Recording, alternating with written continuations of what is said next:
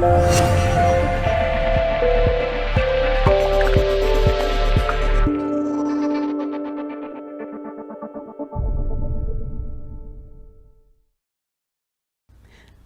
to Herstory. Remembering the legacy of the goddess helps us awaken the divine feminine within. So we are back again. Thank you so much for all of your excellent, wonderful comments. We appreciated your feedback so much. And we were excited to see some people actually mentioning who we are going to be talking about today. Today's show is going to revolve around the archetypes associated with Mary Magdalene. Mary Magdalene means so much to both Tamara and Erika, and I have to confess that for me, I think of it in a biblical term, I guess in her association with Jesus, and I didn't know as much about her legacy, except for what Dan Brown's presented. So I'm actually wanting to know a little bit more about why Mary Magdalene appeals to both of you. So Erika, maybe you would like to start. I would love to. Yeah. Well, I have to say I am so excited. Just my heart is so thrilled to be able to share the legacy of Mary Magdalene. I mean, to me, truly, she resonates on the deepest level. It's interesting because I was raised Roman Catholic, and I was always honoring the goddess and praying to the goddess without really knowing it, which is interesting because like Hail Mary, the prayer, right? I would say it all the time, and I just loved it, and it gave me so much peace and comfort, and my mom taught it to me. So it was a really beautiful way that through my lineage, passed down from my grandmother to my mom, then to me, we've been honoring the divine feminine. So Mary Magdalene to me means so many things. She is the embodiment of divine feminine Christ consciousness. She is an example of divine feminine leadership. She represents sacred wealth in a way to me because she is a high-level initiate, and she actually received the wealth from her matriarchal line. Also, she is a voice for the suppressed feminine. There's just so many different beautiful, rich colors to her legacy. I think it would be really nice to share a little bit about how I interpret her energy. So starting from the very beginning, I believe and I channel that Mary Magdalene was an Essene, which was part of a Jewish sect that was in Qumran. And these people dedicated their life to the wisdom school traditions, to the mystery school lineages. So throughout her life, Mary Magdalene was, her life was really devoted to learning all of the things in the mystery schools. So we are talking about astrology, astronomy, hermeticism, magic, alchemy, tantric practices, right?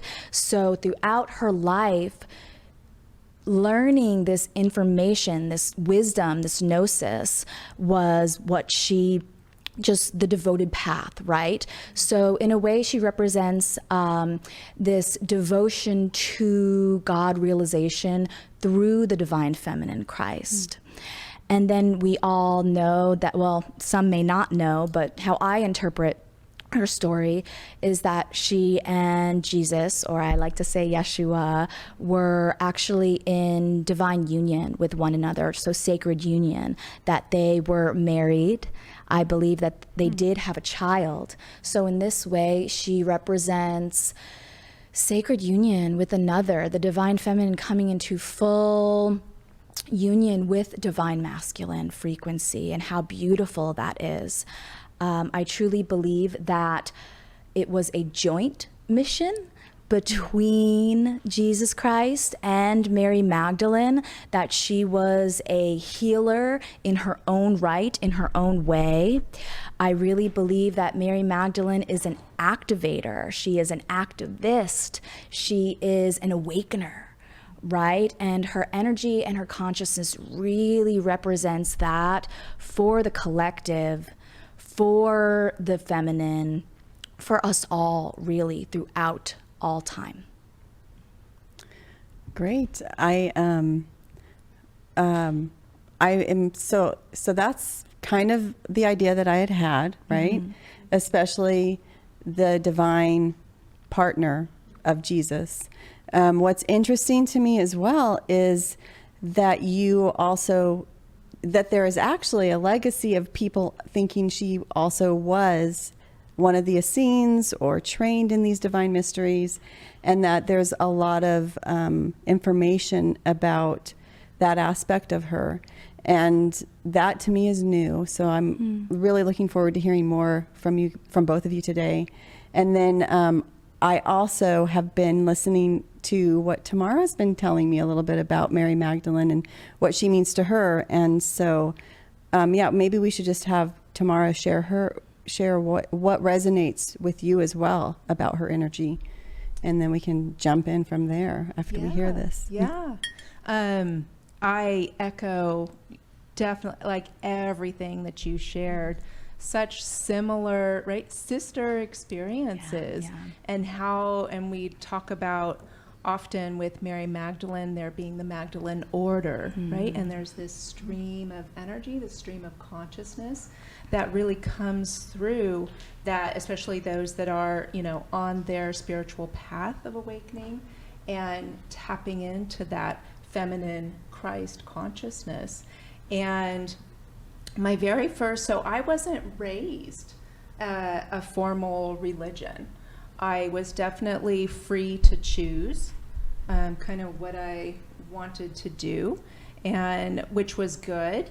But I was drawn to the church as a young child.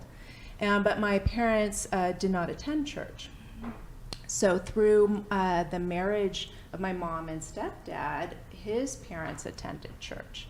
And so every now and then I would go just so I could actually be in a space by myself before other people got there, or my distinct memory of being in a hospital. Now this really started about 8 years old. And at the time I didn't know that it was a Mary Magdalene energy experience of just wanting to be near Jesus, like the statue. And I remember going into the little cathedral in the hospital, and no one else was in there, and it just felt all of a sudden super just sacred. And I go up to Jesus, and I'm just feeling, this reverence and just sacred, and having this profound experience at 8 years old, and I just had to touch his feet. And I can get emotional about it right now. And I just remember like it was yesterday. And this feeling just washed over me of the missing, like really missing him. And like I had this partnership with him, and I started to cry. But then, it's like, okay, time to go. I had to pull myself together. And I've had similar experience throughout my life in throughout different workshops or environments that I've been in that allowed me to really kind of go into that space, especially through my ordination. And I've been having, since I was 8, having the visions of the Essenes would come to me in Qumran, and I would see the landscape. But I didn't know what it was until I was just drawn. I'm like, what is this word, Essene? And so I started studying all of that. And then going through my ordination and high priestess training, through different spiritual teachers I've had, I had that where my teacher that was ordaining me started channeling the Yeshua frequency. And it was very, very powerful. And then I could feel, and he brought out the Mary Magdalene frequency. And to not be afraid to share this information, especially, through the ordination. And it affected me so greatly, physically, because one of my symptoms of when I'm going through an intense phase of awakening, or, you know, accelerating of my gifts or what have you, I do get really massive headaches. And it just came in like a lightning strike, you know, like right to my pineal or something. And I almost did like pass out, but I ran, and my friend drove me home, and I had a salt lamp. That's just a plain salt lamp. And very, very distinctly, a cross had appeared on the salt lamp. And so these experiences, as I have gone through them, rather than, you know, being brought up or the biblical reference, been able to form kind of my own bond and perception. And as I tune in with her, it's very much a deep, sacred devotion to God, right? To Spirit, Creator, and then her partnership with Yeshua. And coming in, you know, in all of my just own channelings I've had and reading other people's channelings, that she was came in, her soul came in awake and knowing the divine plan, right? And to partner with Jesus, like she knew of that partnership and would have to go in. And when judgment would come, right, or they came to stone her for, you know, her practices and things like that, she would have to surrender in and tap inward, right, is what she would teach. That's when you tap into Christ consciousness is within you, within yourself. Yeah. And that's where it expands, right? And that's the bliss, and touching your soul and bringing out that sacred knowledge and that ancient knowledge and that wisdom. And that's really where I align with her greatly, and all that she did with her healing, right? Because I do healing work, and so I resonate with that deeply as well. And so in that way, and being connected with Isis, yes, and that initiate and strong just female presence, and being able to guide the masculine and take the action of masculine while being and embodying the feminine, the divine feminine. Yeah. You know, and being and having that balanced within her in order to support the divine plan. Yes. And I feel that so strongly. That's so beautiful. I really do feel that something that she represents is that devotion to the mission, right? Yes. Devotion to the spiritual mission, devotion to divine purpose, and touching on a little bit of her connection to goddess Isis, right?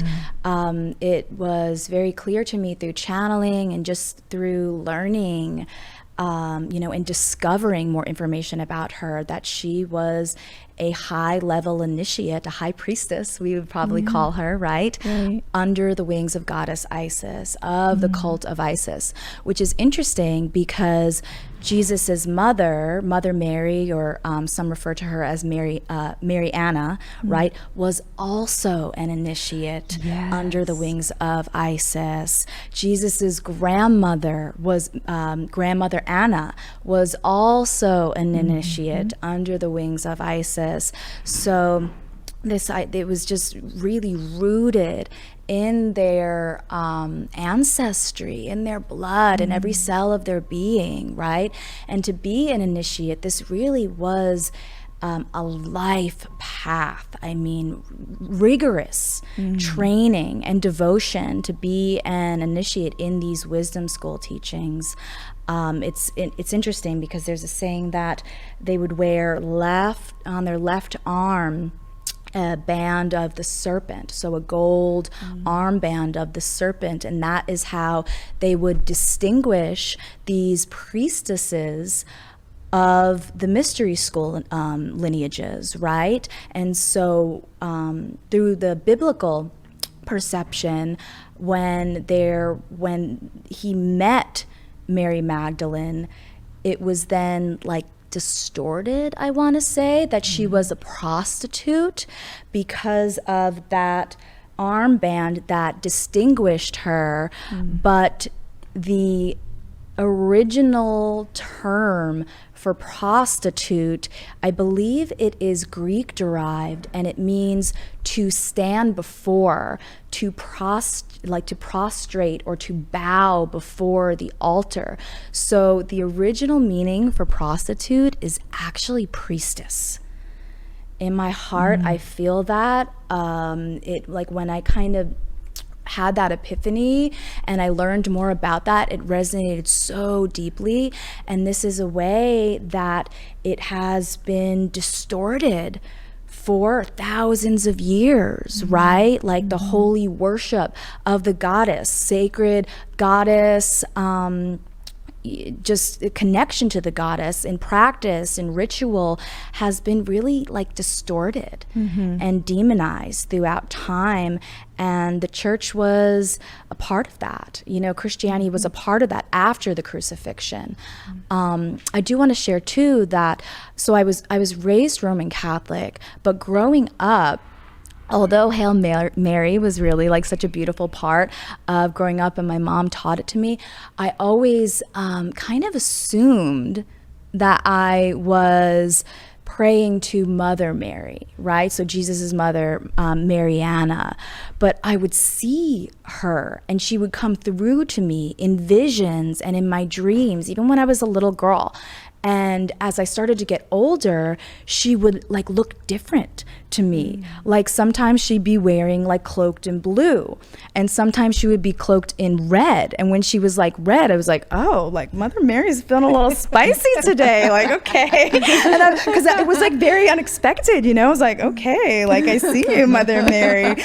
And then it eventually, like the epiphany, right, kind of came through. I was like, whoa, that's Mary Magdalene. Well, and you know, and red is divine masculine and blue is divine feminine.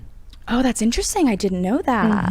Oh, that's interesting. So the fact that, right, she was so in the union and balanced within with masculine and feminine, that she would appear to you in red or blue. Oh, that's interesting. Yeah, sometimes it was white.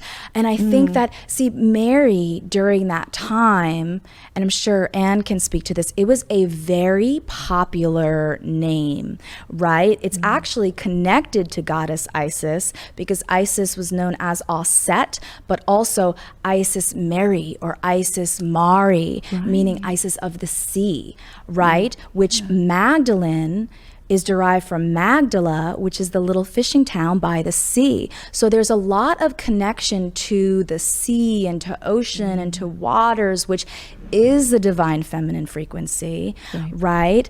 Also, this is very interesting, but there are some channels that say that Mary Magdalene actually, there was more than one. That there was Mary of Tyana, there was Miriam, and then there was Mary of Bethany. So there is also some information out there if you dig really, really, really deep. You know, and if it resonates, it resonates. If it doesn't, it doesn't. But that there was more than one connection to Jesus. For me, I feel that Mary Magdalene represents a consciousness, right? Like, yes, she did exist, and she was a human who, through this devotion to the path of God realization, became an ascended master after her ascension, right? Just the same as Jesus became, he was an avatar, right? They both were avatars, in my opinion. You know, that they came in awakened, both through Immaculate Conception. I feel. I really think that that was something that was practiced within the Essenes, right? But I believe that Mary Magdalene really represents a collective, that the Magdalenes represent a collective of consciousness. And that's the reason why she resonates with so many of us now. I mean, there's many people out there who's like, I was Mary Magdalene, like in a past life. Well, we all were in a way, right? Because it's representing this frequency of divine feminine Christ that for many, it truly represents, it truly resonates at a very like soul level. For me, I know it does. It's just, yeah. And the more that I read and I learn and I channel and I discover and I tap into my own intuition with it, it's like this ever unfolding rose, this ever blossoming rose. So I love that you which is that symbol of her. right. I love that you say that we all could have been part of Mary Magdalene, especially because when we're thinking about history and historical women who embody that legacy in some way, it's useful to think of maybe people throughout history have embodied aspects of that type of feminine energy, because nobody could really, to find historical examples, I'm just thinking of this, you can't really find a woman in history who was immaculately conceived and the absolute divine feminine counterpart to the perfect male counterpart and all of that, right? So she's been really, I'm sure that energy has been so inspirational to both men and women. Yes. Especially that whole legend of protecting the chalice of Christ, all that stuff, Yes. right? I wonder if you guys could say more about that as well. I would love to.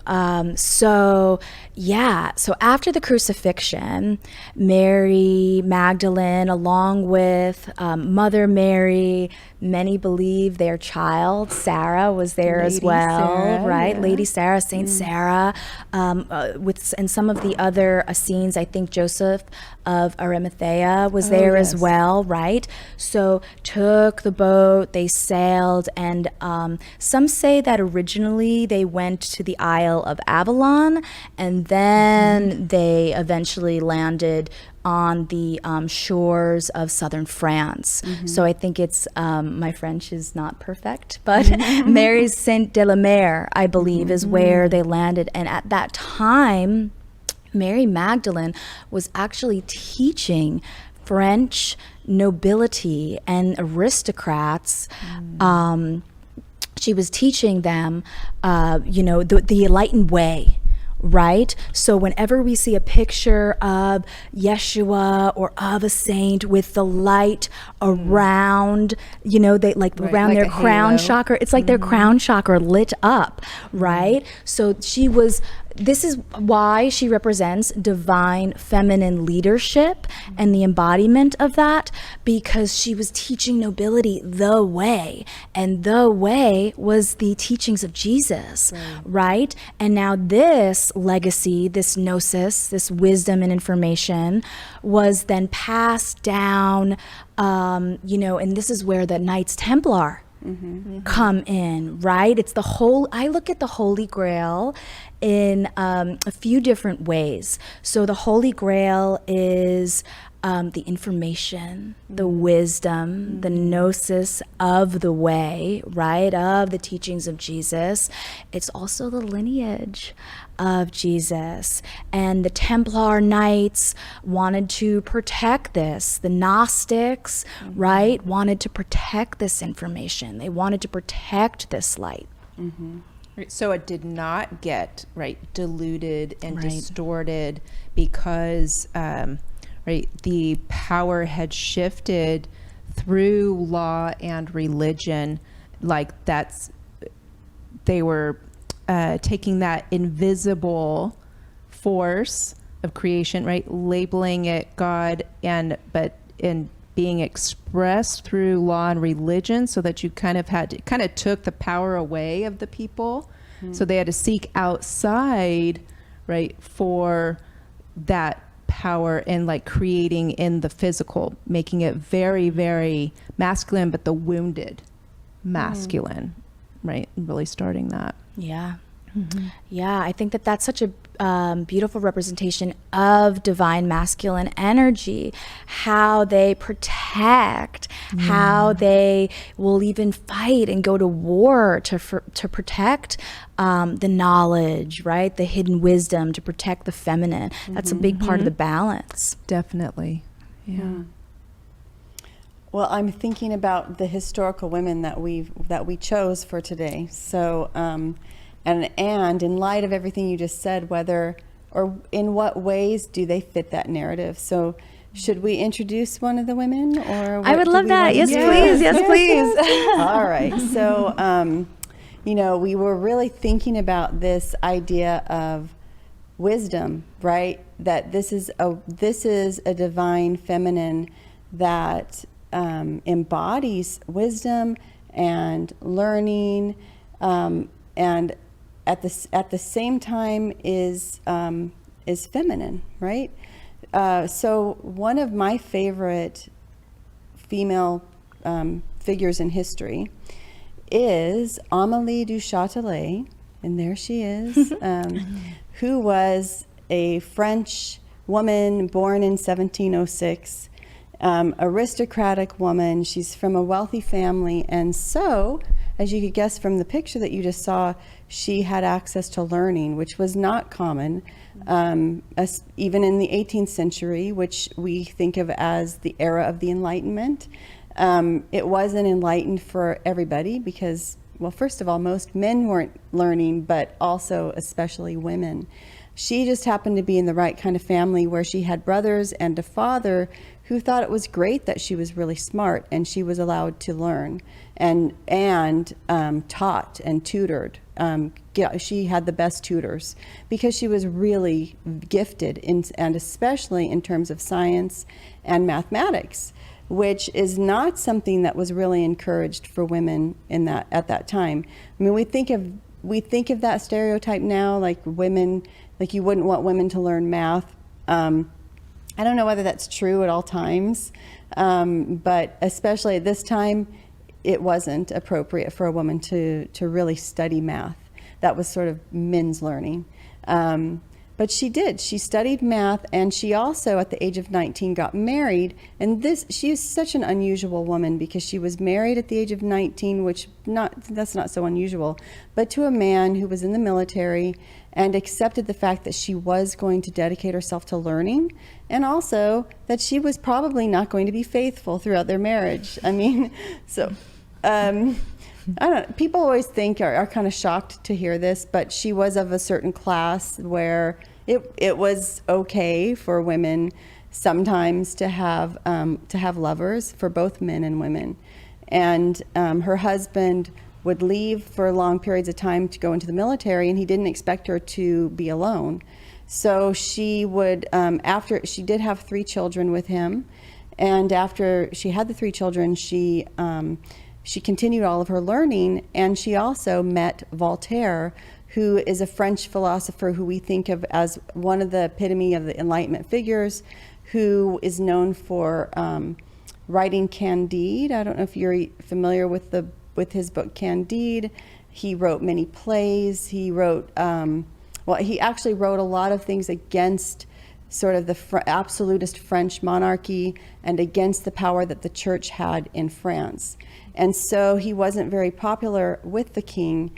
And in the 1730s, he was actually exiled from France and went to England for 2 years, was impressed by their constitutional monarchy, and wrote a lot about what he admired about England. And one thing he admired was the ability to meet and discuss science and math. So at this time, people who were into learning knew math, science, literature, all types of learning. So when Amélie met Voltaire, which of course she would because they were in the upper levels of society, they instantly really just hit it off, and they've described each other as being each other's sort of soul partner. That it was this connection where they met the other version of themselves in a different gender. And Amélie, luckily for Voltaire, had a chalet that was in northeastern France, I believe, close to the border. And because it was close to the border, they sort of spent time there because Voltaire would often get in trouble with the monarchy or with the church and have to flee so he wouldn't get arrested again and then, come back in. So living by the border up there, that was a really great place for him. But they lived together there with this entire science laboratory created in her huge home. So they went redecorated this old home that was her husband's. Her husband knew all about it. Her husband thought this was wonderful because Voltaire brought all of his money and helped. Actually, Voltaire wasn't born into money, but he learned how to make it. And he invested in remodeling this home, bringing all the best scientific equipment there so that they actually ran a laboratory all day long. So they were doing science together throughout the whole day. They would have people visiting, and then all their guests knew, don't bother them during the day. They're doing experiments and reading, whatever. And everyone had to keep themselves entertained during the day there while they did their science. So so why I chose her was because she's this really smart woman in France. She understood Newton. So Newton was writing his famous work about, things we consider to be the laws of physics today were created by Newton in his Principia, which he wrote in Latin. And Amélie took that and translated into French. And her version that she translated is still being printed today. That's how influential it was. Wow. And what's impressive about it is that another reason she translated it rather than Voltaire is that she understood the math, right? She could understand this advanced new type of math or calculus that Newton had created. And beyond that, she made some postulations, I guess, that were based on the math that Newton wrote that went beyond what he did, because she realized, well, there's something about force and the way energy is created that's not exactly found in Newton. And those ideas actually went on to kind of be a foundation for what Einstein did. So she wasn't, it's not just one of these examples of, oh, let's find a woman who was smart and prop her up. She was honestly brilliant. Yeah. And the fact that she had this partnership with the right type of person really allowed her to fulfill her destiny of creating a new direction in the way people understood the laws of motion. So, wow. Yeah, I mean, like supporting and shifting consciousness Yeah. in a way through Yeah. that. Like truly, I first learned about her through you, and it was just like the perfect complement to this Mary Magdalene energy, especially in the way that, well, number one, she was brilliant, right? And it was, I love how you so beautifully said, like it was through the relationship also that supported the life mission and shifting consciousness, but also that she was able to obtain schooling at a time when not only women were not, but men were not as well, right? Unless you were like in that aristocrat, an aristocrat, right? Or in like kind of Or the upper wealthy or very wealthy. It was the same thing for Mary Magdalene, because at that time, women were not allowed an education. I mean, women were like stoned over those things. And because she was, like through her ancestry, right, she was able to take part in these mystery school teachings, these wisdom school teachings. That was part of it, but it was kept quiet within the Essene community, right? And I've also kind of tapped into that it was hidden in a way, like, her travels to Egypt, for example, she would go with her father who was doing business over there, right? And it had to be kind of like kept hush hush and quiet, because even a woman traveling at that time was not allowed, right? Yeah. So I really feel that Amélie beautifully mirrors that Magdalene spirit, right? Of like wanting to learn, wanting to lead, holding her own, being a brilliant woman, and not suppressing it. Right. Within Just herself. finding a way to make it work in her time. And that's why we talked about the language of mathematics. Oh, yeah. Is very masculine. Yes. Right? That consciousness piece, that is masculine, and bringing it through in that way, but it's like it's infiltrated with the feminine And so really bringing that through, Yeah. just like Mary Magdalene and how she brought through the energy. And in a way that it's really an example of why women do need to be present in all disciplines, right? In all types of thought, because it was in the way that she happened to look at the math that she did not discount. Like there was another mathematician who also did work that's considered a forerunner of calculus, and that's Leibniz. And a lot of the people who like Newton did not like him, right? And so she was kind of mocked by Voltaire for not totally discrediting his ideas. But she refused to just go along with what Voltaire was saying and held true to what she knew there was something there. And that was the element that she brought in, trying to incorporate something like, right, not taking the sides, but finding that middle place and working with that, I So love that was great that she didn't compromise in that way. And she didn't compromise in her life either, because I know, both of you know, and I'm sorry to tell people that she ended up dying young, and it was a week after she'd given birth, which was very common. She was actually old for her era to have been pregnant. She got pregnant at the age of 42 or 43, and knew it's really poignant to read some of. There's a book called Passionate Mind, A Passionate Mind, I believe, that talks about all this and how she knew when she was pregnant at that age that it was like a death sentence.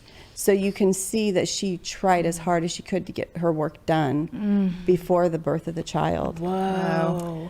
Which is so similar to the story and legacy of Magdalene and Christ. Like just how you were saying, Tamara, that they knew that this was going to be the path, that he was only going to be on earth, like in his body, right, for a limited amount of time. So it mirrors it in that way too. I didn't Definitely. even think of that. Whoa, yeah. Wow. And I mean, the other thing that, I don't know whether this is different or not, but it was not Voltaire's child. She had, he used to have bouts of hypochondria. I was talking with Erika about this too, and saying, what is it in his chart that caused him to do this? if it could be isolated. But she kind of got sick of it at one point and said, all right, I'm going off to the court in Prussia. Bye, I'm going to go have fun and do my thing. And while there, she had an affair with a poet soldier kind of guy and got pregnant. And he was younger than her. And then he broke her heart kind of, and then she went back home. And Voltaire was so happy she came back. And he was the one who would have been there when she gave birth and then died a week later.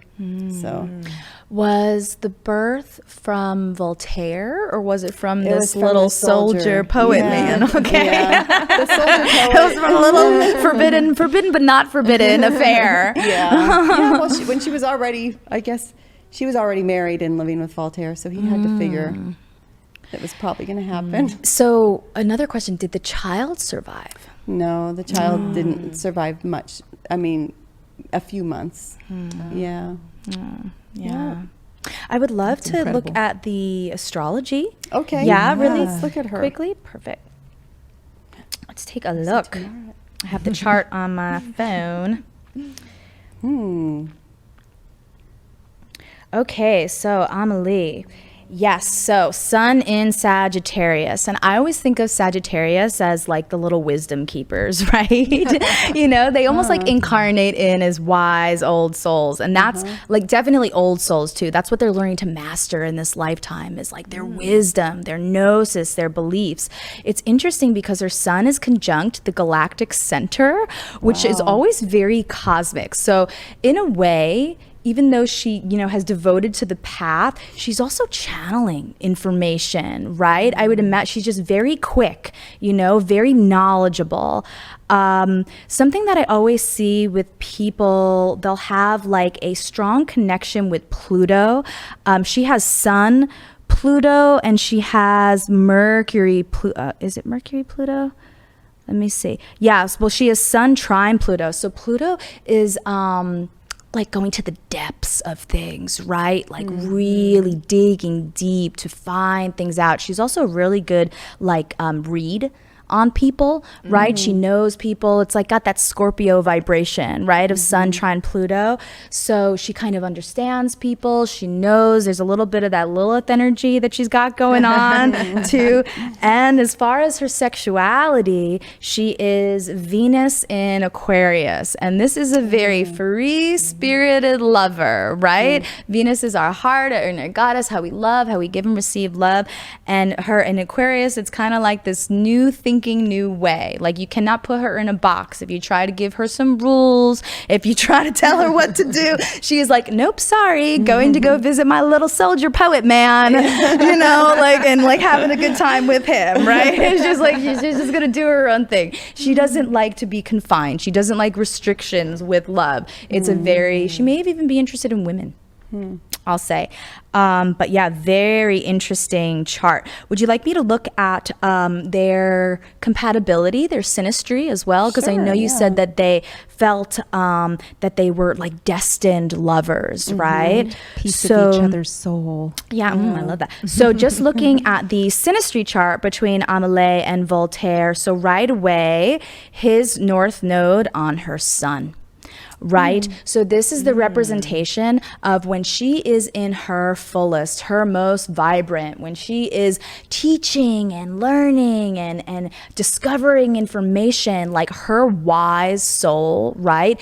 It is like part of his mission and his ascension. He wants to support that because the North Node really is part of the chart where our soul is ascending to, where we are evolving. So when she is in her fullest, bright little Sagittarian heart, he's like, oh yes, yes, more please. You know, he's very drawn to it. It's a very magnetic connection.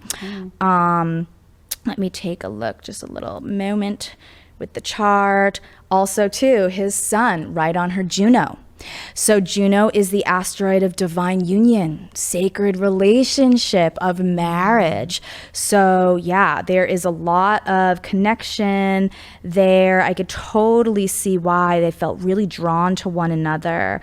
It also looks like, let's see, their Venus is square, which any contact with Mars or Venus, like Mars, Venus, there's like a pull. There's like this this draw, this pull, right? So even though they may have a little bit of some challenging moments with how they express their love, how they express their heart, it's almost overcame by that feeling that this is about the divine mission, right? It's like about the purpose, but there is still this like magnetism between the two of them. Very, very, very interesting. Very interesting. So would you like to go into the next our next one? Yeah. So you know what I find interesting, and this is why Tamara and I were kind of talking about math earlier, and because I noticed the women that we chose all had some kind of expertise or innate understanding of mathematics, and thought, and they were scientific, but in a way that they put pieces of knowledge together from different places. And, you know, they synthesized all this knowledge to create something new. And they were respected. A couple of them were very respected by male counterparts for what they were doing. And then the other would be Hedy Lamarr. So we wanted to also talk about Hedy Lamarr. Erika had seen the documentary about her, which is called Bombshell, that I made sure I watched as well, so that I also could be on the same page here. And she's very similar as well. I mean, she's beautiful. Gorgeous. Gorgeous. So you know, she beautiful. was like the model for Snow White, for Disney's Snow White, and you can see it see there. it. That's why I chose that one, that picture. Yeah, definitely. She was born in Austria, and she's born in, 1914. So, wow, during World War I, the historian in me is automatically thinking of the context. She was born into a Jewish family that was not practicing. And so that wasn't really part of her life growing up. But in the context in which she grew up, since she would have been very early during World War I, when it was over, was a very liberating time for women, because women in World War I, had contributed to the war effort, had gone out and worked, that kind of thing was beginning. And men were coming back and were sort of traumatized by the war, and people were sort of opposed to fighting. And so sort of this new counterculture broke out in the 20s, like it did here. In Europe, it was very similar, where there were a lot more rights and a lot more freedom for people. And Hedy Lamarr grew up in an artistic family, so and he sort of was appreciated to be bohemian and to be artistic. You also had different choices where you could be a different type of woman, right? So that would have enabled her to feel okay to be different, right? So she also, the documentary really points out as well how her father really encouraged her thinking about how things work. I love that the documentary sort of has a passage where it's showing Vienna at that time and talking about her dad would take her around town and ask her, so, hey, how do you think the streetcar works? Or how does this happen? And encouraged her to think in a way that was not gender specific. It was like allowing her to develop her mind. So she was really intelligent and sort of shaped by the events of Europe, where she did eventually come to the United States.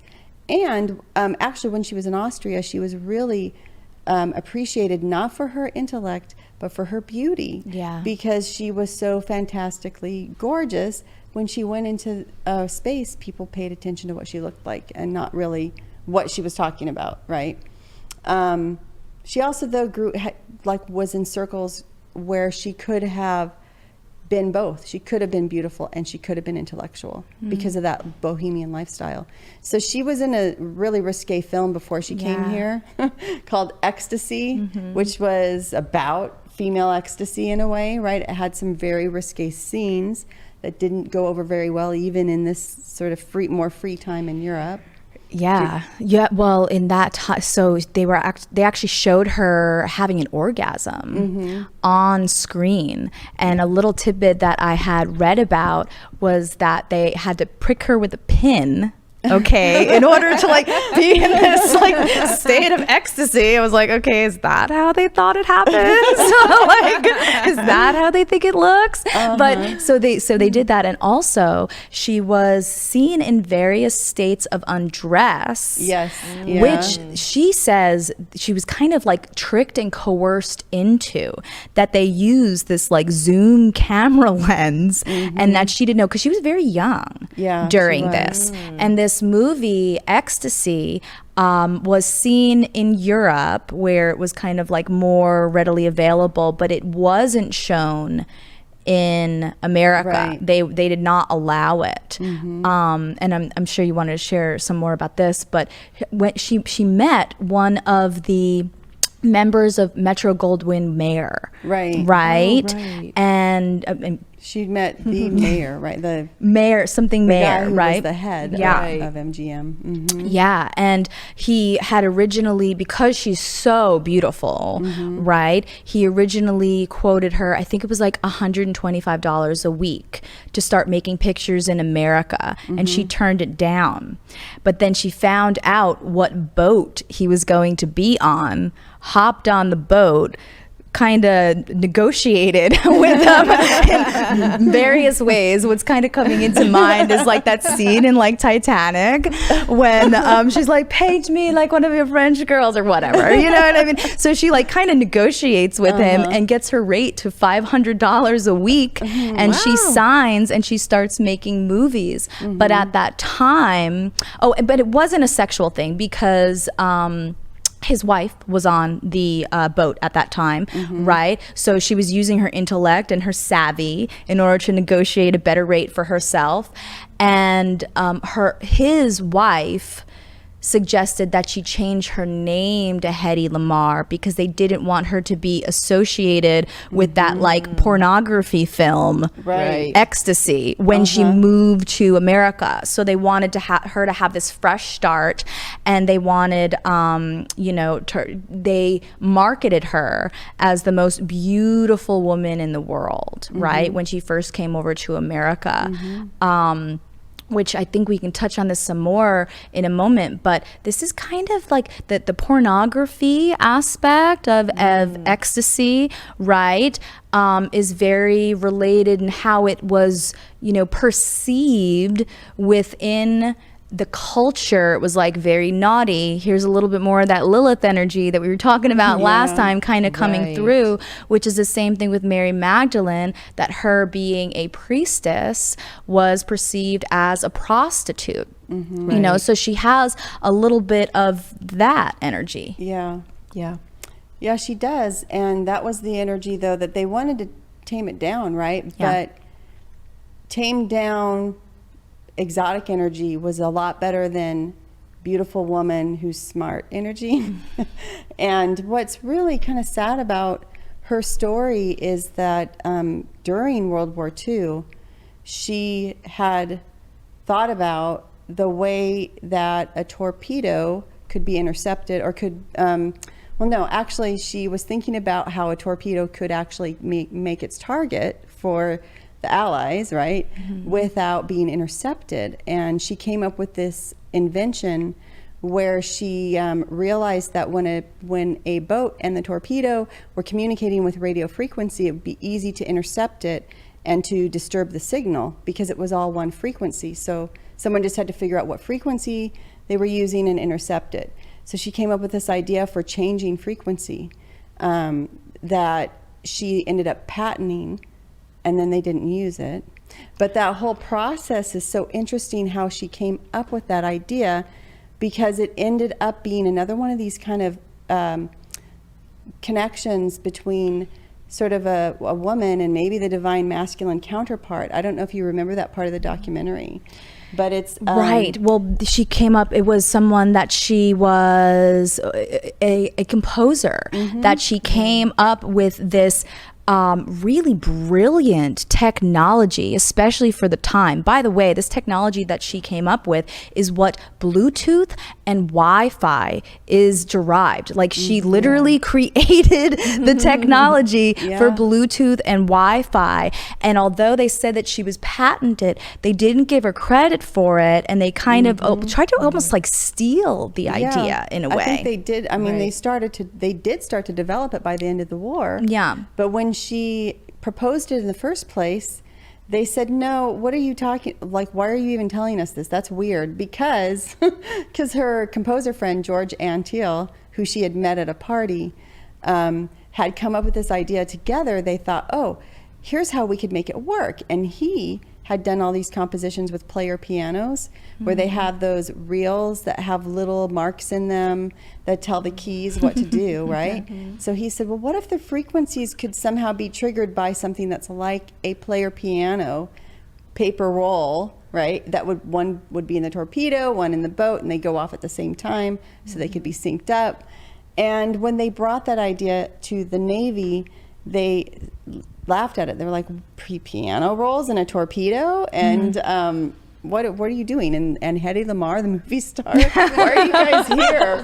And so they said, okay, no, we don't need to do that, but could you please go sell war bonds for us? And they put her on that tour to sell war bonds, where she sold more war bonds for the United States than anybody else. I think it was millions of dollars at that time, which is so much money, right? Like a lot. I read something, it was kind of cute. She almost had this like staged little act that she would play. She had this one man who would like travel with her, and she would bring him up on stage and like poll the audience if she should like give him a kiss, right? And then everyone's like, yeah. And she's like, well, if you donate to such and such, then I will. And so she was getting all these donations, and then she would give him a little kiss on stage. It was like this cute little act, and then he would travel around with her. But millions of dollars she raised for the cause. Yeah. It's amazing. So, can I, one more thing about her, which I thought was really fascinating. So she also dated Howard Hughes, right? And she helped him streamline his planes. So she would show him pictures of like fish and birds and saying like, look how they are. They go fast and how they fly through the sky. And in her perception, the planes that he was creating were too big and boxy, right? And kind of like clunky. And she helped him streamline them. So like very smart woman. And then I read a little quote that I was like, you know, it was funny, but also a little offensive. But he used to say, oh yeah, Hedy Lamarr, she would like tinker with these little toys, you know. But meanwhile, it's like this brilliant woman who discovered Wi-Fi well before her time. Yeah. Wow. Yeah, I would, and also I think, you know, unfortunately, unlike Émilie du Châtelet, Hedy Lamarr didn't quite live in the right time to support that throughout her life. Yeah. Or the right place, I guess, because she ended up in Hollywood, where that was not encouraged, and her only way to really make money was to continue to do movies where she looked great, right? Yeah. And her most successful film was Samson and Delilah, so it was a great feminine character. And then after that, she was never really able to capture the success of that.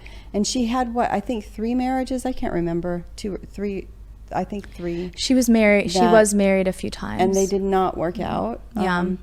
And she kind of ended, she lived a good life, but ended without truly being acknowledged. At the very end of her life, she was acknowledged for having contributed to this technology that led to Wi-Fi. So that's a good thing. She was a brilliant inventor, and that was her passion and her love. It's almost like she would do the movies and there was this glamorous aspect of it, but it wasn't like what really lit her up, right? And I think that the credit that she received was after her death. I think in the early 2000s, she was entered into like the inventor, some kind of prestigious award for inventors, but you know, it happened after she had passed away. Yeah, and I think also there's a scene in the film, so people should definitely watch Bombshell to see that, but where her son was sent to get some sort of an award, like the first acknowledgement that was going to be public. She didn't even want to go because she'd been so just beaten down about that side of herself. Just really feeling like, I don't want to go out publicly and be laughed out for this by the end of her life. And also she'd been really addicted to drugs that was promoted by the studio, and it was really not a great time for her. But one thing, you know, does this go along with that Mary Magdalene archetype? What's really interesting is what a great mother she was when her kids were young. Like her children talked about how much they loved her, that she sacrificed everything and dedicated herself to them. You know, so she had that whole mothering side of herself. Yeah. Even when her husband was no longer in the picture, she just devoted herself to her 2 children. That's beautiful. You know? Which would be, you know, Mary Magdalene then with her descendants, with Sarah, and maybe if there were more, right? Did that devotion to the cause, devotion to the lineage in all ways. I really feel that Hedy Lamarr represents how, in a similar way to Mary Magdalene, how this information has been like written out, concealed, buried, burned, right? I mean, they did not find the Gospel of Mary Magdalene until 1895. Right? So Mary Magdalene has a gospel that wasn't included. And, you know, this is something that I wanted to touch on too, with complete reverence and respect to the Bible, but it's factual that there were many books, upwards of 45, taken out of the Bible, right? Greg Braden talks about this a lot.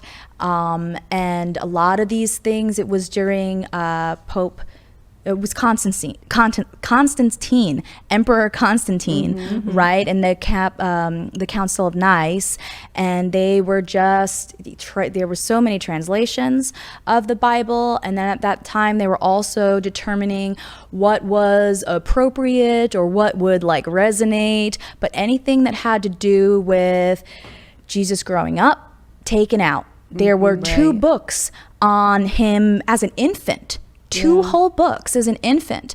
There were books on the Garden of Eden. Several on the Garden of Eden, right? There were also books written by women authors.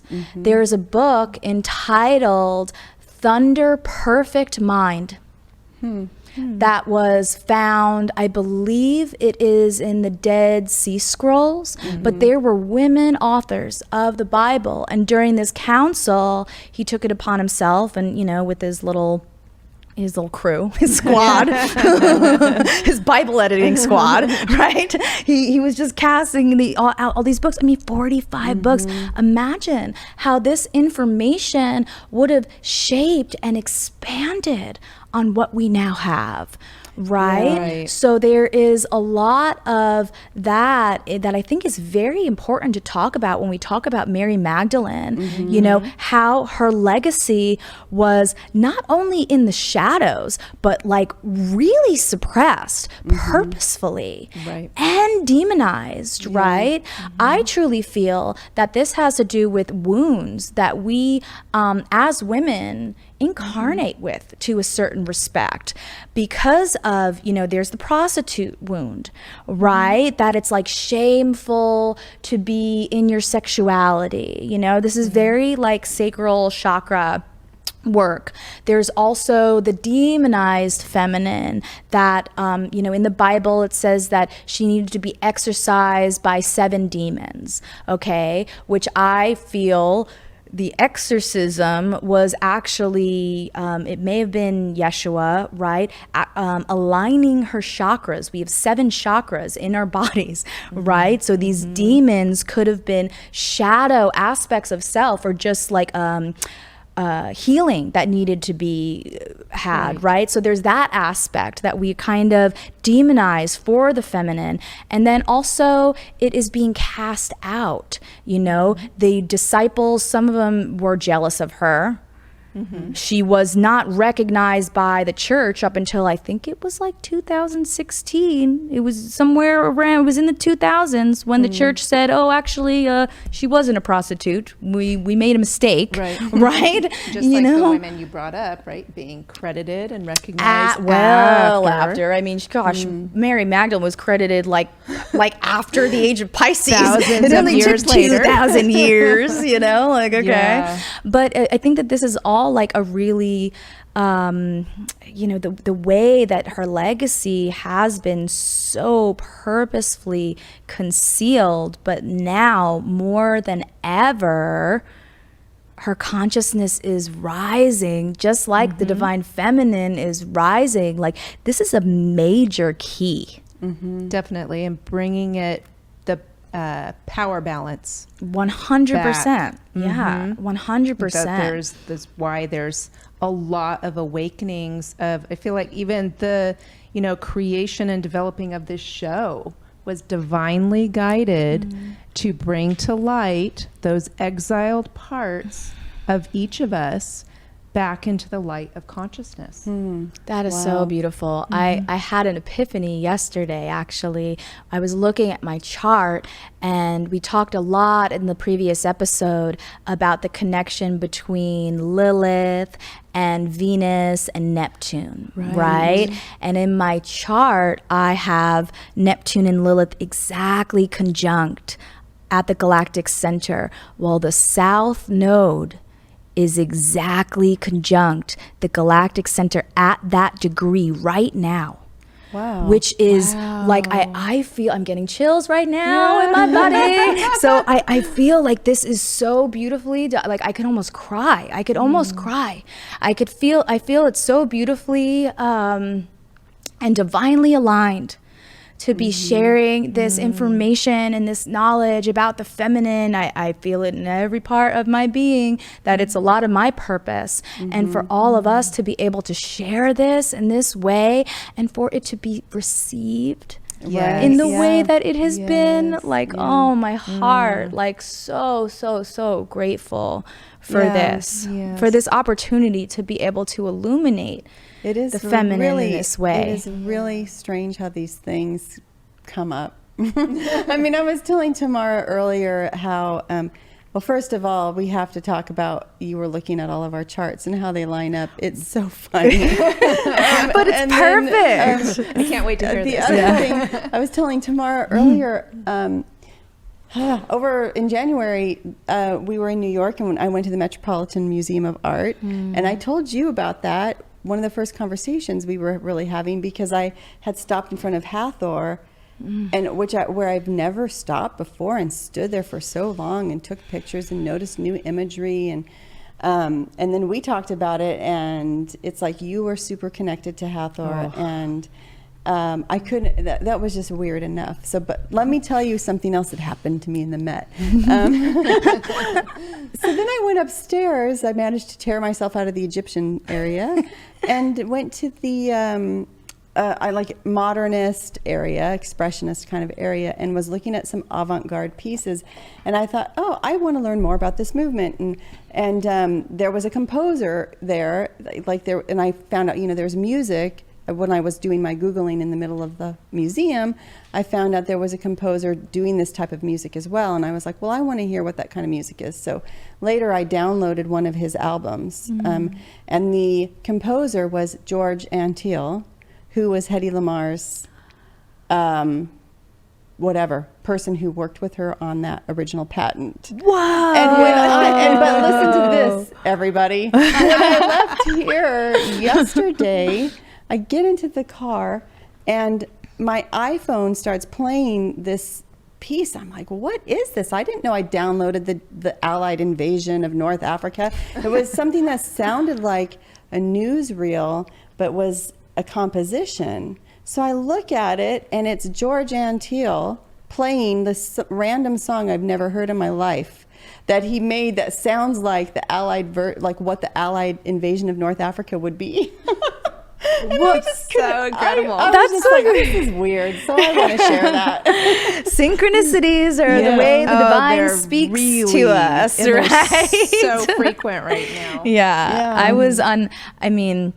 I'm always saying my prayers and calling in the energy, but today, like even just on the way here, I was just praying to God, praying to Mary Magdalene to use me as a vessel of this wisdom, right? Because it's like, whoa, Mary Magdalene, like how do we honor this like consciousness? It feels so big, it's huge, Yeah. Like there's so much that we could talk about, and we could dive so deep with all of this. So yeah, it's just so it's so profound, it's so important. Yes. It's so important. And there's between the astrology and sharing this information, it's like this is the good stuff, this is like what like lights my soul on fire. Yes. Yeah. And then, when we looked at the astrology, it's like we all touch our charts connect with each other's significant parts of their charts. I can't explain it because you know. Oh you yeah, know it better than I do. It was so interesting. So yesterday, Anne and I were we had a conference call with Tamara, just getting little details flowing, right, like our flow, and we were talking about I started looking at all of our charts together, and of course all of our Mercuries connect, like almost to the exact degree. We're talking like a 1 or 2 degree orb, right? So wow. Mercury is the planet of communication and expression. So of course, we could just talk about this stuff for like hours. Bouncing little ideas going on and on, which is so perfect for a show like this. I remember that was the really a pivotal connection that I had saw. Also, between Anne and I remember that I saw it was like a Venus. There was some Saturn connections, which I really do feel that Anne is such an incredible inspiration and a teacher. But there's just this wealth of wisdom that to be received, right, from Anne, but also that we can share with one another. It's like this little like eternal like teacher-student kind of vibration that we have like with one another. Like I said this to Anne too, and now that, and by the way, such a treat that you are here at the High Vibe Studios, by the way, Tamara. Thank you. Yes, Such a treat. Because I keep looking there to talk to Right. She's here. Yeah, exactly. I do the same thing. Right? It's such a treat. But it's, I don't even remember where I was going with that. You share and your teacher student and your Saturn. Oh, that's right. Okay. So, because when I first met Anne, very familiar. I felt like there was this familiar energy to her, and I was like, oh, okay, like we've done this before, you know? And then the same with you, Tamara. Like it just feels so like in flow, you know? Like it's just a Definitely. beautiful synergy. Like honored really to share this space with you both. Oh, likewise. And with you also. Yep. I would never know anything, any of this if I hadn't met both of you. So this is great. Yeah. Yay. So, Should we dive continue into don't mind our little love fest, people, you know, it had to be shared, The feminine way. right? Yeah, the inclusive way. I love that. So let me take a look at Hedy Lamarr's chart, right? Yeah, we'll look into that. Yeah. Okay, so Miss Hedy Lamarr, Scorpio, she's got a beautiful stellium in Scorpio with her Mercury, her Sun, her vertex, her Mars. Scorpio just getting down to the truth, right? Like able to really understand, comprehend things in a deep way. We got Craig here. Ain't no party like a Scorpio party. Woo! Craig here supporting us. So yeah, Hedy Lamarr, just really able to get down to, you know, that truth within all things. She also has, let's see, this is like the first time that I'm looking at her chart.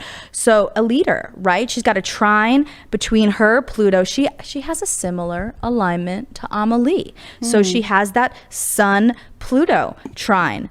So yeah, and she's got Pluto Saturn, which is a generational thing, but it's making a trine to her Mars. So yeah, just a brilliant mind, right? Really able to think outside the box. She's got Jupiter and Uranus in Aquarius, so a brilliant mind, able to think of things in the future and in the way that she was really able to shift consciousness.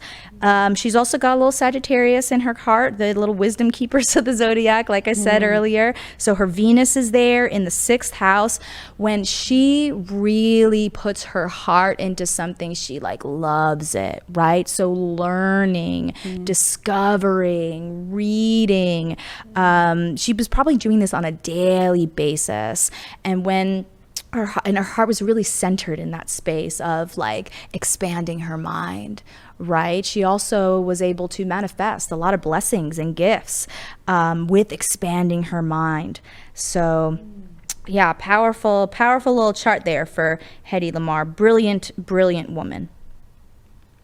Is that also, you said you were going to look at the Magdalene asteroid or something like that? Oh yeah, so I ran the Magdalene asteroid for all of these charts. So for her specifically, Magdalene is making a connection to her Ceres. So there, Ceres is the asteroid of motherhood, like how we nurture ourselves, also how we nurture others.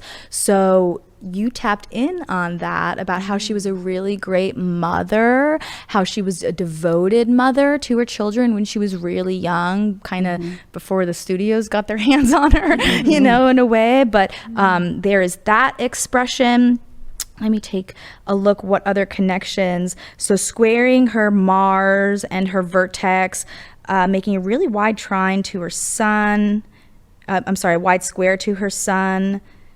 Yeah, I mean, she's got that presence, and it's in her 9th house as well, which would be the house of like learning new information, expanding and information and knowledge that she has. So very, very interesting. Wow. Love it. Beautiful Hedy Lamarr. Should we dive into? Yes, we have one more. So if we were going to be talking about women and mathematics, there is one obvious example that we all maybe have heard of recently, and that would be the women from the film Hidden Figures, right? These 3 women who are African American, working at NASA, or actually it was before it was really NASA, as computers during the space program, during this era of Cold War, where it was considered to be significant national work to be getting into space, especially since the Soviet Union had launched Sputnik and, were beating us to space, right? So that's kind of the environment in which these women were working. So it wasn't just sort of like, oh, let's get to the moon. It was really sort of like after World War II, the Cold War is building up through the 50s. People are afraid of what's happening when you've got these atom bombs on both sides of these huge superpowers that are growing. So this is nationally significant work for women to be then helping out with developing work for, or developing things for space. So part of the space program was being able to do the unbelievable calculations that would go into launching something out of our orbit, right? To be able to get it into space. And so one of the ways that this happened was to hire fleets of women who could calculate, so these mathematical women who could do long equations, and that was all they did all day long. That's where the word computer comes from, was from these women who would be in large groups computing. So that's what Hidden Figures is about, these women. And so today I wanted to talk just about one, who is Katherine Johnson. So Katherine Johnson was born in 1918. There she is. She was born in West Virginia, White Sulphur Springs. She died only this year in February. She actually was given the Presidential Medal of Honor in 2015 for her work, so even before the movie came out. But really the work of women like these women at Langley was underappreciated for so long until, scholars started to dig into the history of the space agency of NASA and discovered stories like hers.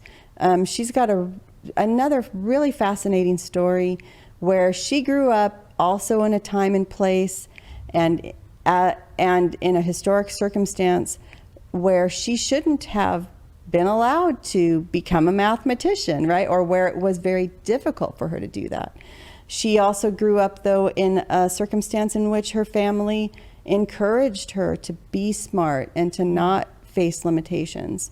So her whole life was sort of about making these firsts, like not only wanting to pursue mathematics or to pursue higher learning, but to have to break barriers in order to do it.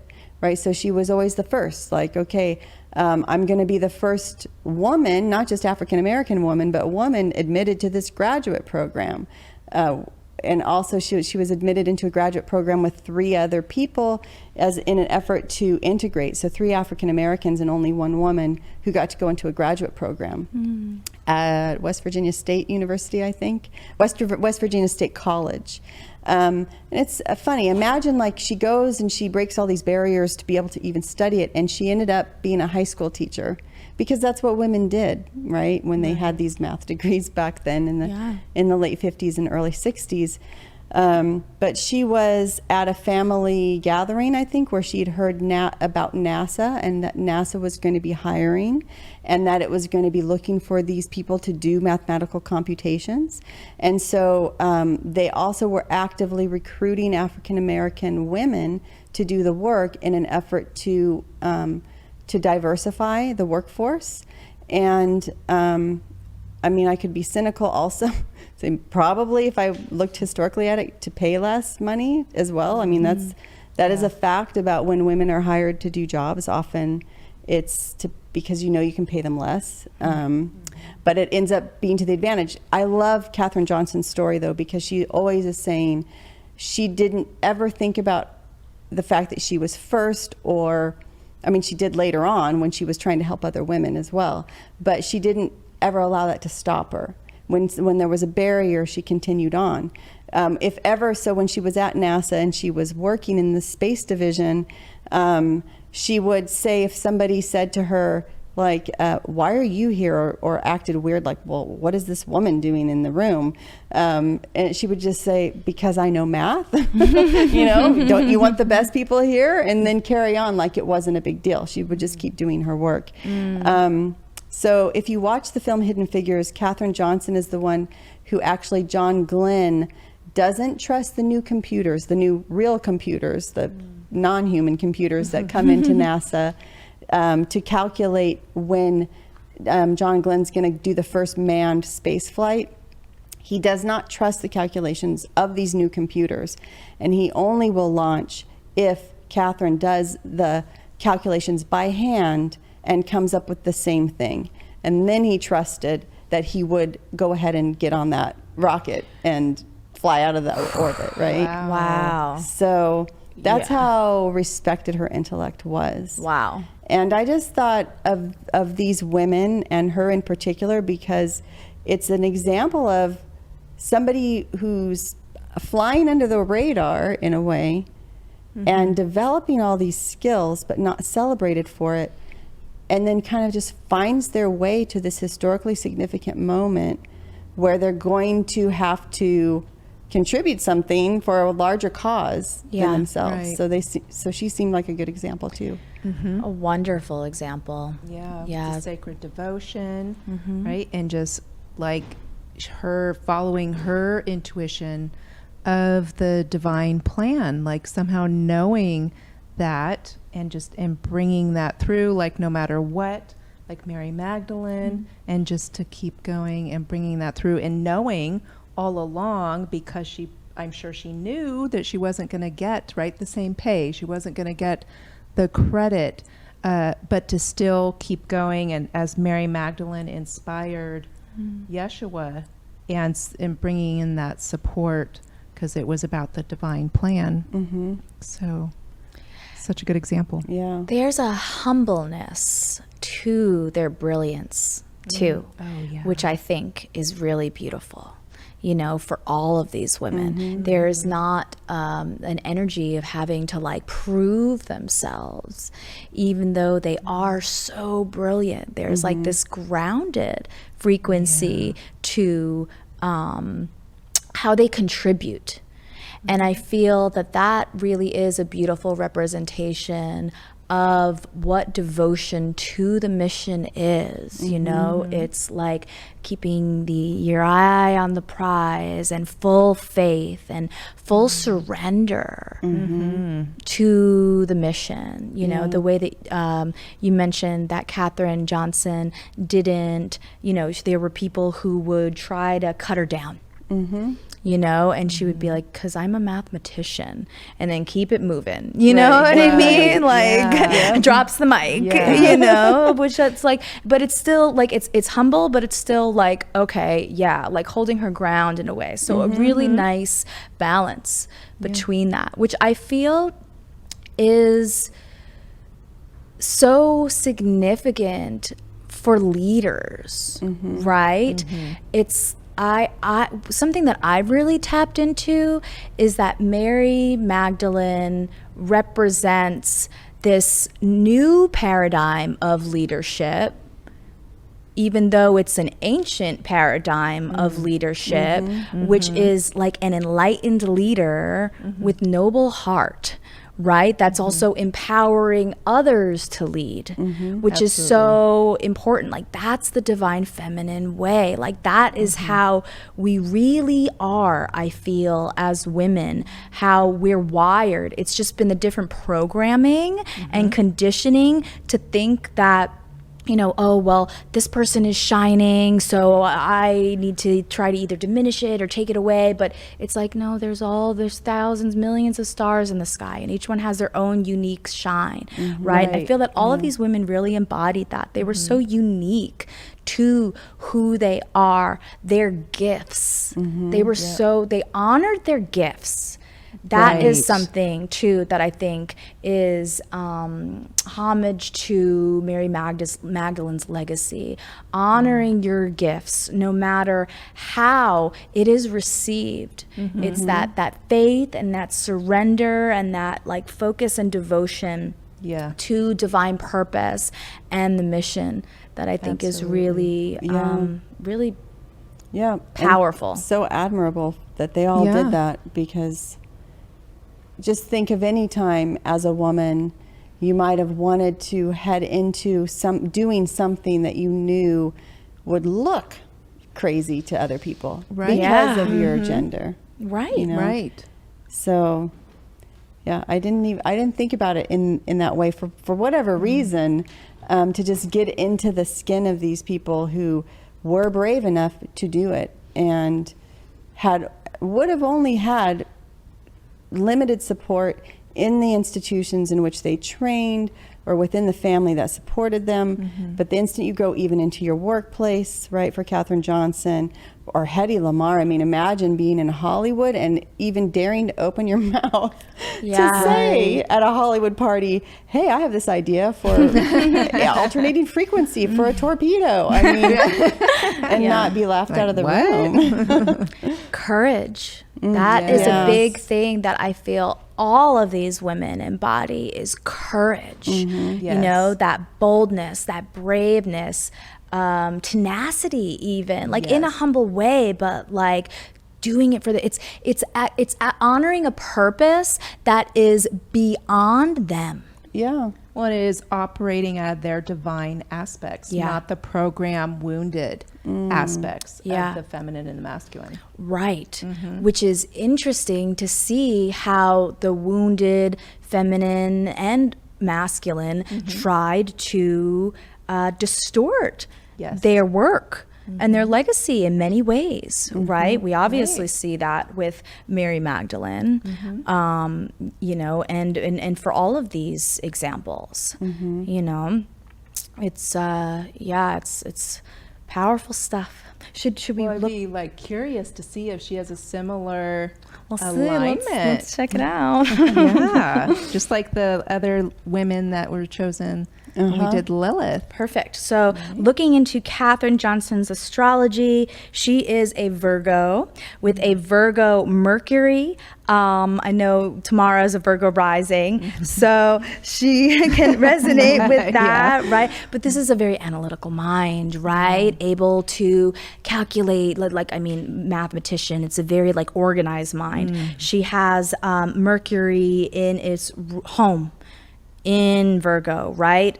So really just a powerful mind. She also has got a little sass to her, you know, I think, because she's got Mars making a sextile to her sun. So there's a little bit of that like, okay, I know what I know, don't cross me, though, you know, like a little bit of her little sass and flair that she has going on. Her, so Magdalena as an asteroid is right next to her Mars as well, which I believe for Hedy Lamarr, when I looked at it, she had a connection to Mars, if I'm saying that correctly. She also has, so Mercury is making a wide sextile to Vesta. That is the asteroid of devotion. I like to think of Vesta almost as like a feminine Saturn in a way. So devotion to the divine purpose, really giving her all to something. Vesta represents the Vestal virgins, which dedicated their lives in Rome to keeping the fire alive. So there's this frequency that she holds of keeping this fire alive when it comes to her mind and her calculations and expanding on that. And then she also has Mercury sextiling Pluto and Jupiter. So yeah, brilliant woman in all ways. And she's got a Sagittarius North Node too, so some Sag in there as well. So it's Very true that interesting. these women with Sagittarius energy are the brilliant women. Yeah, I mean, I like to. They're wise. They're kind of like old souls, you know. I like to think of like Sagittarius energy as they've kind of like been around the block, like they've lived lives, they've acquired knowledge. Like, so Gemini is the opposite of Sagittarius, right? And Gemini is like, I'm a Gemini rising, right? With Anne, and we like to gain we're like the little butterflies of the zodiac, right? Getting the information, calculating, it's in a linear way. But Sagittarius, they kind of like it's a wealth of knowledge. Yes, they're learning and they're expanding, but there's like there's this frequency of wisdom that's attached to it. That is just a different vibration.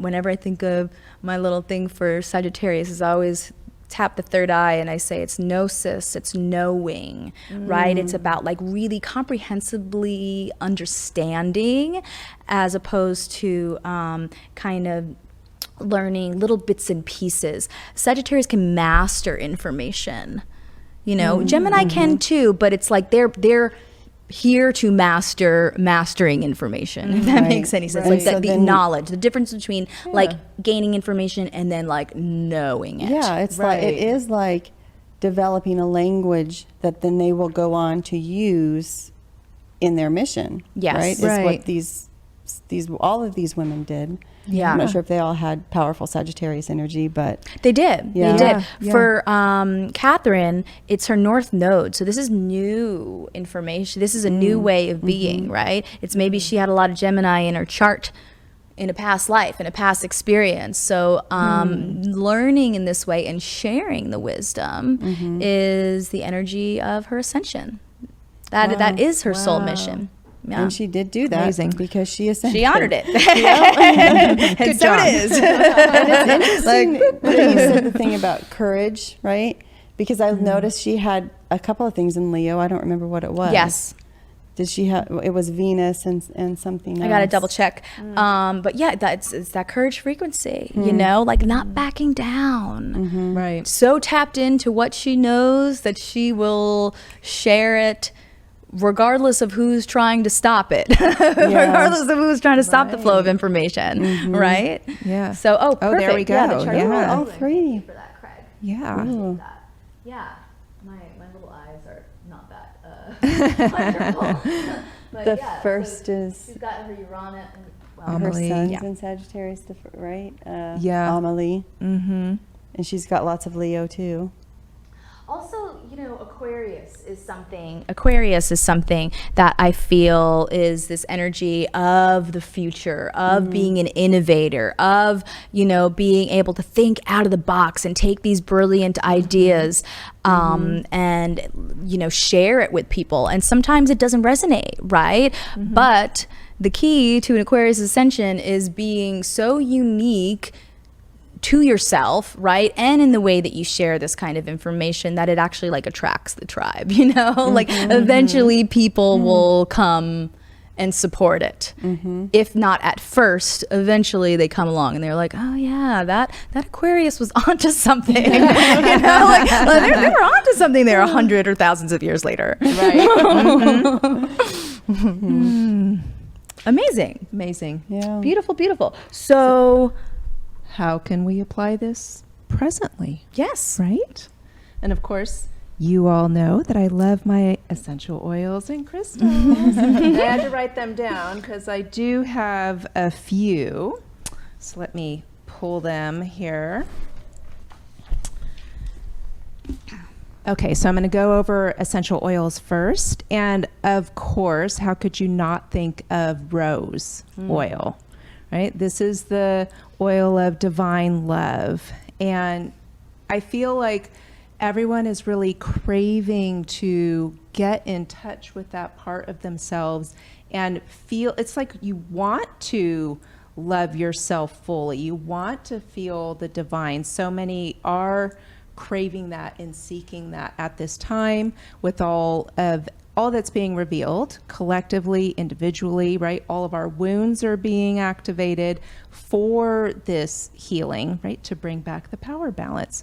And so I thought rose would be wonderful because it restores your authenticity, your wholeness, your purity.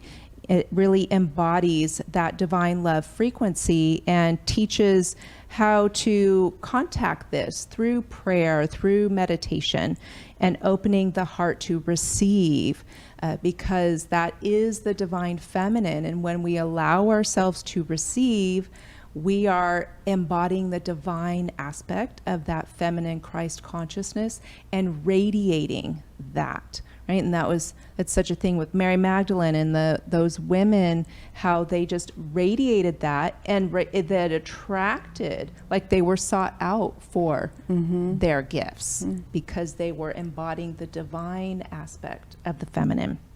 So rose will be wonderful for that.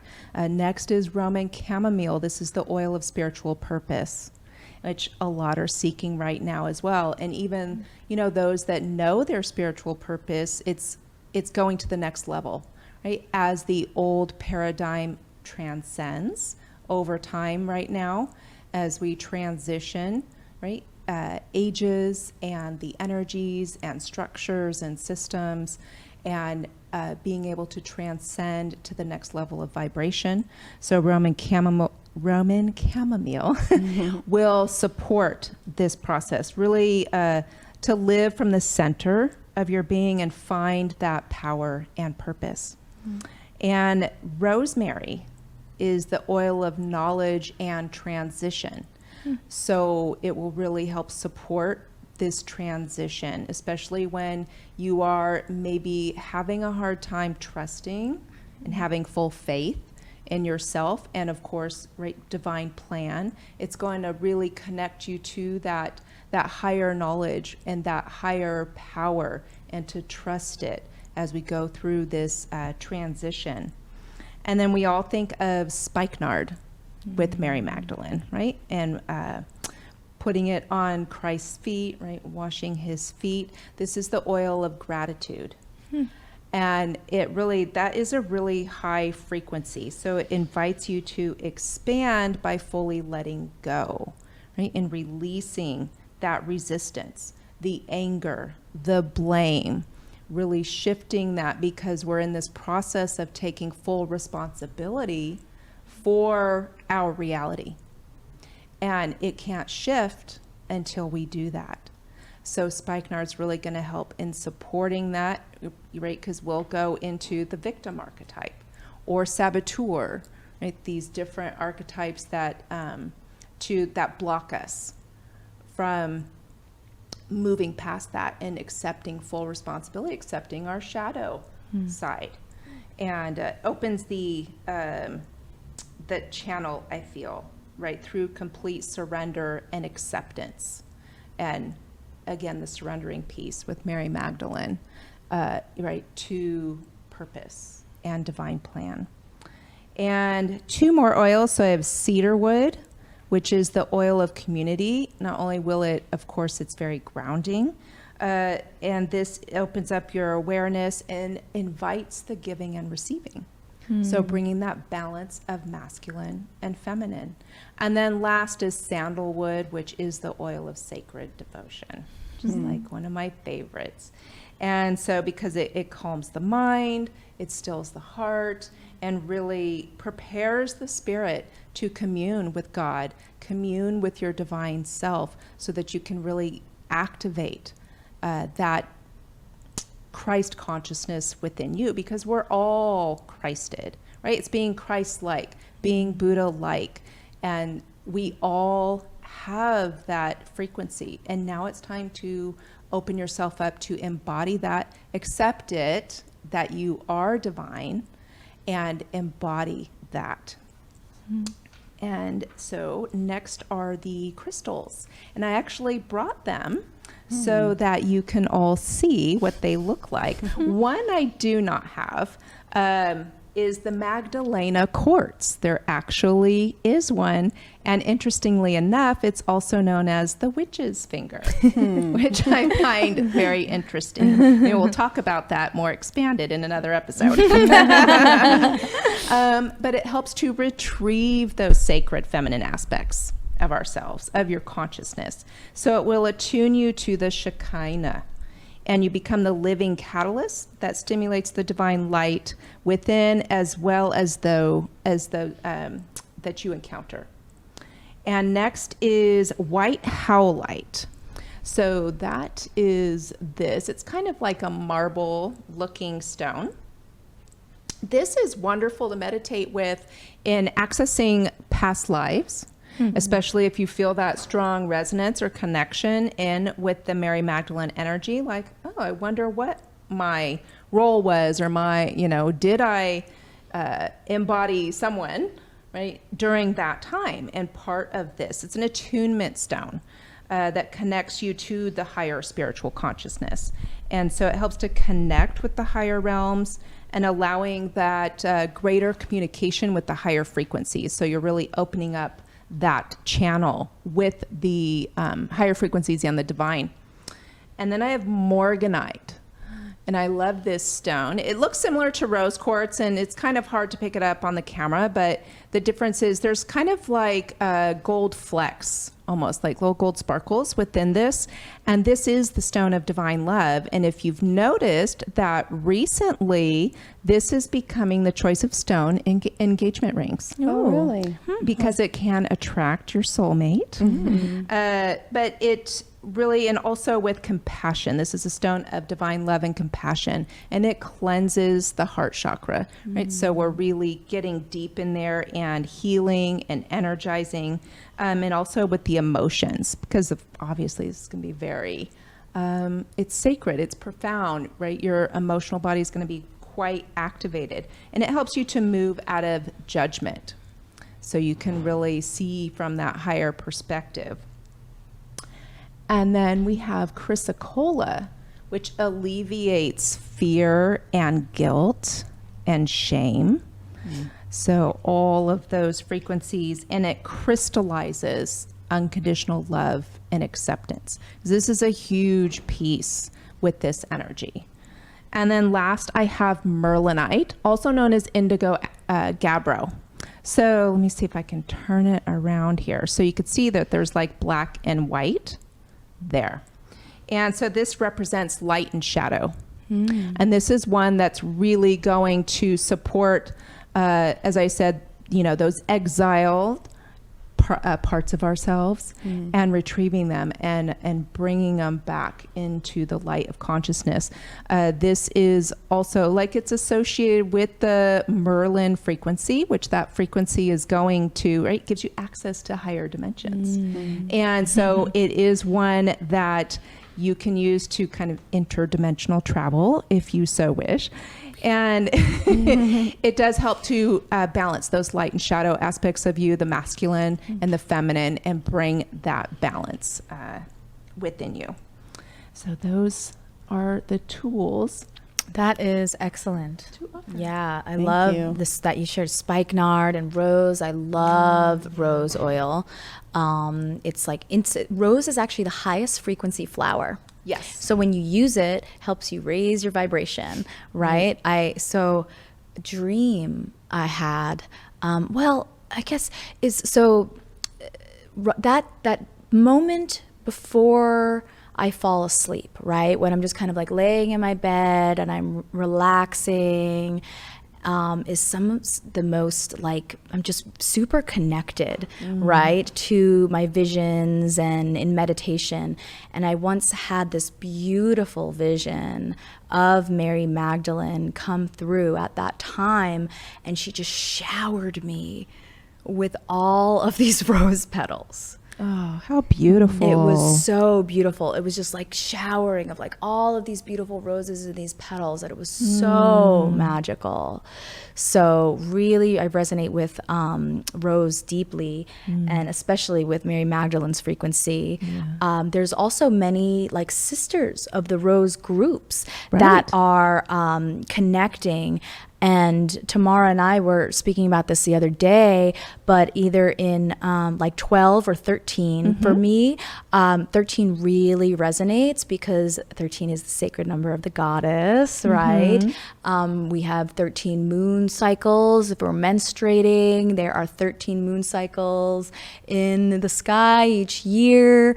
It's connected to sacred geometry. So there's something about the number 13 that is really sacred to the frequency of the divine feminine that I feel is really connected to Mary Magdalene, to Christ consciousness, because there's like the 12 disciples and Jesus, right? Equaling 13. So these Sisters of the Rose groups are very connected to the Magdalena, to the Order of the Magdalena. They help share her knowledge. Also, I wanted to share frankincense is an oil that I use every single day. Before I put it on my skin, I put a couple drops in my water. If you do drink it, you want to make sure that it is food grade frankincense. I do want to make a little disclaimer there. But before every reading that I do, I take a couple drops of frankincense on my palms. I rub it. I breathe in 3 times, and then I put it on my throat chakra, my seat of expression, and my heart, and my higher heart. And there's something about the scent and the feeling of frankincense that instantly taps me in. I feel like instantly like awake and aware and refreshed, and I feel my pineal gland is very activated through frankincense. So I highly suggest working with that one as well. Also, I wanted to share as far as some embodiment practices that we can kind of use to connect with this energy. Connecting with your womb is really powerful, and men can do this as well, right? Because we all have this space. But connecting with your sacral chakra, your womb, it's your lower belly. This is your emotional center. This is your center for creativity. So I really feel like this is where we give life, where we birth life into existence physically, and also our creations, our gifts, right? And I feel, giving some love to your womb, maybe rubbing some of these oils on your womb, energetically just really tuning into the space of your womb, of the sacral chakra is so powerful. Personally, I call this space our holy grail. Right? So the womb connected to our heart purifies, and then our throat we express. So this beautiful center is our own holy grail, how we can share our brilliance in our own unique way, how we can really share our gifts with the world, how we can express our mission, how we can be messengers of the divine, right? Is a beautiful thing. And we can tune into through this beautiful space of our sacral and our womb. Also, I would like to share a little practice. I know that the shot is kind of tight here, but basically a dear friend shared this with me. Her name is Heather Hoffman. She goes by Activation Vibration if you're interested on really all social platforms. But she taught me how to ankh my energy, which is such a powerful practice. So if we can show a little picture of an ankh, I don't know if that's something that we can kind of share, but basically an ankh is the symbol of everlasting life.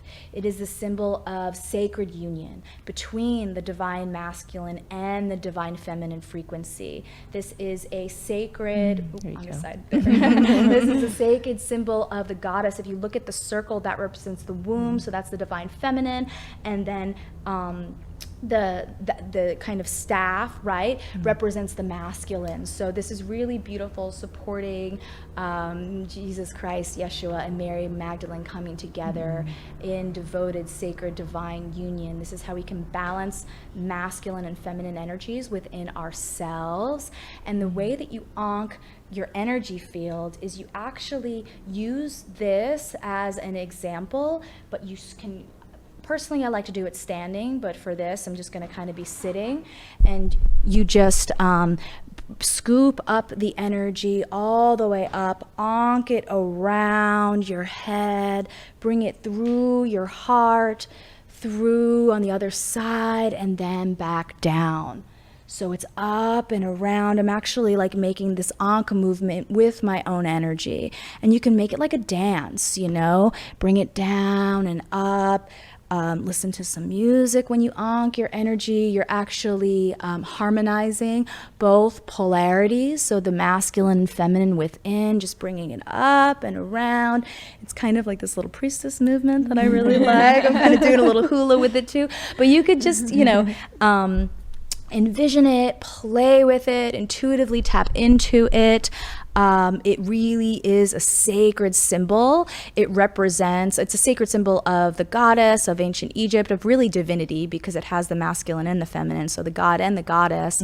And it is an ancient symbol of the mystery school lineages. So this is a way to tap into your own inner knowing, your own gnosis, right?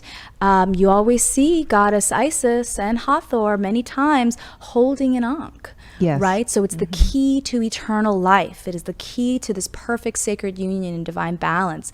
And you can tap in and do this at any time. I love that. So beautiful. It's a beautiful, graceful movement. Yeah, So it's just, I it feels love good. that. It feels, I love doing it in the morning because it's very energizing, you know? So yeah, dance with it. Onk your energy. Get your onk on. Put your oils on and get onkin'. Well, you know, that's something that I feel that is another beautiful thing that we can do for ourselves, tapping into the energy of Mary Magdalene, right? Because there's a sensuality to it. Because I feel she was a tantric priestess, and it was in the sexual alchemy, the sexual union between Jesus and Mary Magdalene that was really raising the light body, the Ka body known in Egyptian alchemy. And onking your energy is going to raise your light body. It's going to raise that Ka body. But tapping into your own sensuality, I feel, is a beautiful way that we can connect with divine feminine Christ consciousness. It doesn't have to be through sexuality, but it's like tuning into your body, your natural rhythms, your natural cycles, using the oils, dancing, moving, Becoming the physical expression of the divine, which what third dimension reality is. Love that. Shall I pull a goddess card? Yes, please. Which deck is this? This is the Goddess Oracle deck. I've had it for years. It's one that was created by Doreen Virtue long ago. Let's see. Our message for this time will be, I love this. I feel like there's another one to complement it. Yes, of course. Okay, so first we have Cordelia, and this is about going outside. And I feel strongly with this in connection. And because Mother Earth is the divine. And, you know, in the beginning of Earth time with people, they followed the feminine path. And honoring the earth and receiving her nurturance, right? And then the people changed and went to the masculine path, you know, more into the mind. And so as we are now in this transition, in this unification process, in bringing that power balance back between the feminine and the masculine. I feel like Cordelia is saying to go outside and connect with the divine, connect with Mother Earth. And it is complemented by the medicine woman, which is very right, the healing of Mary Magdalene. This is going with these together, right? You are a channel for divine healing power. Everyone has this ability. And so to go outside and connect with the divine, connect with the mother, connecting with the goddess, and really allowing and becoming the divine channel that you are. And that will bring in, I want to say, the healing waters as we have pictured in on this goddess card, allowing that energy to flow through you as these wounds are presenting themselves to you to be cleansed and healed and integrated and brought back into balance within each and every one of us, and therefore impacting the collective most greatly. So beautiful. That's amazing. I love the Cordelia card too. Of course, she's covered in roses, right? Yes, so bringing in all the roses. And she has the crescent moon at her third eye. Very priestessy. They both are. Yes, right? yes, yeah. And even each shell, I feel that she represents indigenous healing, right? Like Right. tapping into our roots, our ancestry. I mean, in the golden age, women were the healers, Yeah. right? So it's remembering that divine feminine frequency of healing. Mary Magdalene was a healer, Powerful right? healer. And an activator and an awakener. So, and all of this is so connected to Mother Earth, because as we honor the divine feminine, we will always honor Mother Earth. And as we honor Mother Earth, we are honoring the divine feminine, right? Like the Yes. mother frequency, matter, the earth. So yeah, beautiful, very synchronistic pull, Tamara. Thank you. Well, I think since you talked about our Mercury energy that we all share here, we could go on and on and on. And we do have other ideas for shows, so we should stop at this point. I know we were talking about maybe asking people to share with us a little bit, continue to share their feedback and comments. We would love to hear them, but also some experiences that might inform future shows. Yes. Yes. Yeah. So- I would love to, let's keep the conversation going. There were so Right. many beautiful comments for our last episode with Lilith and Yes. everyone finding their Lilith and their chart and their own experience and the excitement around it. So it would be really beautiful to keep this conversation going. I would love to hear, we would love to hear what Mary Magdalene means to you. And then, yes, of course, Yeah. some new ideas for some shows that you would Yeah. love to see us share about. Yes, absolutely. I don't know whether we want to give away what we're thinking of for our next show or no. I think we should keep it a secret. All right. Let's keep it a secret. We have Secret ideas. surprise. We'll we be got back. one, but we're offering these like bi-monthly, right, or bi-weekly, Yeah. right? Yes, Is that what it is? twice a Bi-weekly, month. twice a month, With So- the moon, of course. of course. Yeah. What a beautiful, beautiful show, ladies. Yes, Yeah. thank So you, wonderful. goddesses. So much. And so Thank you. wonderful. Truly, truly. Yes, Would you like to end us in a beautiful prayer? I would love to. Awesome. Yeah. So closing our eyes, taking a nice deep breath in, and releasing, grounding into the space, just thanking the energy of Mary Magdalene, the energy of the divine, just thanking Mary Magdalene from our deepest heart of hearts for supporting us and being with us today, thanking you from my heart for allowing me this beautiful opportunity to be a vessel and a messenger of your legacy, of your gifts, truly honoring the divine feminine, the divine masculine within us all. May we all always embrace our gifts, embrace our purpose, embrace our mission. May we embrace our message with every part of our being, with every part of our soul, embracing it boldly with courage, radiance, vibrancy, just really tuning into the infinite support that we always have with our angels, our guides, the ascended masters, with God. Thank you, thank you, thank you for always being there for us. Thank you for supporting us. Thank you to Anne. Thank you to Tamara for sharing in this beautiful ceremony, because it really felt like a beautiful ceremony honoring Mary Magdalene for her legacy, for her divine mission with Jesus, bringing her, illuminating her into the light for us all to remember her always. So thank you from my heart. I feel, again, truly honored. Thank you to Craig for supporting this. Thank you to David for supporting this and creating this container for us all to share our own gifts in this way, for us all to reunite, and for us all to share all of these stories, to share the legacy of the goddess and all of these powerful women. May we be supported, and may we acknowledge all of these women from the past, present, future, forevermore. Amen. And so it is. Amen. Thank you. All right. thank you so much. We will see you next time. Thank you.